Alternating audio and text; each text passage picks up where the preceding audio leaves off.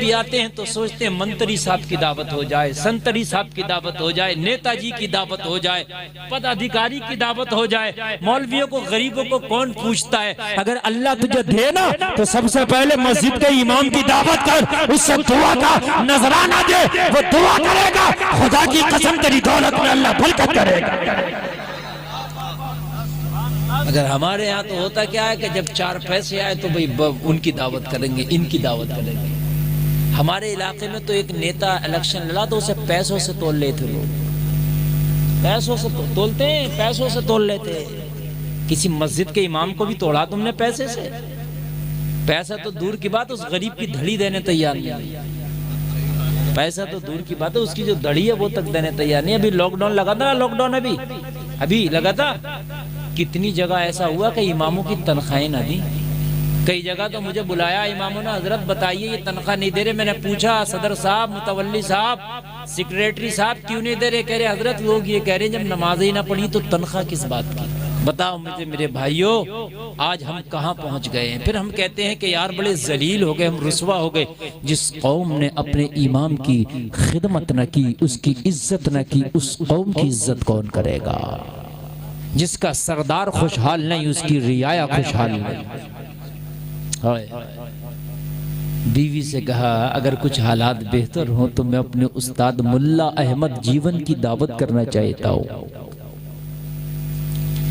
بیوی نے کہا کر دو، اتنے حالات ہو جائیں گے کہ میں ان کی دعوت نبھا لے جاؤں گی۔ سبحان اللہ، سبحان اللہ، ذرا بولو ذرا زور سے سبحان اللہ، سبحان اللہ، سبحان اللہ۔ خط لکھا ملا احمد جیون کو، امیٹھی کے رہنے والے ملا احمد جیون کو خط لکھا، حضور میرے گھر پہ دعوت کے لیے تشریف لے آئیں، دہلی آ جائیں۔ ملا احمد جیون کو خط ملا اورنگزیب کا، کتنا بڑا بادشاہ جس کی چائنا تک حکومت تھی، سمجھے؟ برما بھی اسی میں آتا تھا، یہ چھوٹے موٹے ملک پاکستان بنگلہ دیش سب اسی میں آتا تھا۔ پورے غیر منقسم بھارت پر حکومت تھی۔ میرے بھائی ذرا توجہ کرنا، ملا احمد جیون نے خط پڑھا، جواب لکھ دیا ابھی نہیں آؤں گے، ٹائم نہیں ہے۔ ہائے سبحان اللہ، ابھی نہیں آئیں گے، ٹائم نہیں ہے۔ اورنگزیب انتظار کرو، تعطیل کلا میں آئیں گے۔ تعطیل کلا رمضان شریف میں ہوتی ہے، یہ شعبان میں مدرسوں کی چھٹی ہو جاتی ہے اور رمضان کے 10-15 دن بعد تک رہتی ہیں۔ یہی مہینہ، اسی مہینے میں شعبان میں آئیں گے۔ جب مدرسے کی چھٹی ہو جائے گی، تعطیل کلا ہو جائے گی تو اورنگزیب میں آؤں گا، میں حاضر ہوں گا۔ اللہ اللہ ذرا غور کرو، ہندوستان کا شہنشاہ اب شعبان کا انتظار کر رہا، کب شعبان آئے گا، کب میرے گھر میں میرا استاد مہمان آئے گا۔ بابا سبحان اللہ، سبحان اللہ، کب شعبان آئے گا، کب میرا مہمان آئے گا۔ ذرا غور کریں، کب شعبان کب مہمان۔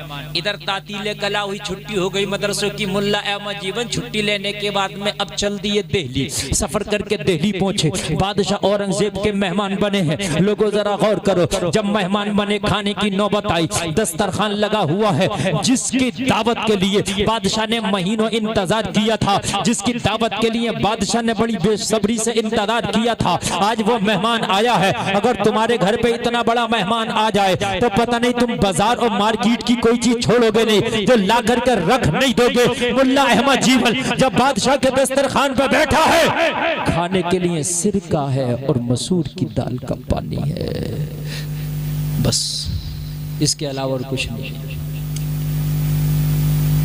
کھایا، یہ بھی نہیں کہا یہ کیا ہے، کھایا، اللہ کا شکر ادا کیا، کھانے سے فارغ ہو گئے۔ اپنے شاگرد کو بہت ساری دعائیں دیں، سبحان اللہ، کیا کی؟ بہت ساری دعائیں دی، زور سے بولو، بہت ساری دعائیں دے دی۔ استاد کا مرتبہ باپ سے بھی بڑھ کر ہوتا ہے، یہ بات مانیں گے یا نہیں مانیں گے؟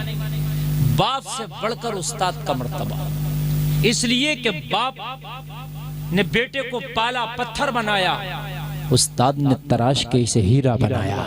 بابا سبحان اللہ، سبحان اللہ، بہت بڑا مرتبہ ہے۔ استاد نے کھا کے دعائیں دی۔ آج تمہارے گھر میں کوئی رشتہ کرنے کے لیے آ جائے، ذرا سا کھانے میں کمی کر کے دیکھیو، پھٹاک سے فون پہ منع کر دے گا، کھانوں پہ رشتے چھوڑ دیتا۔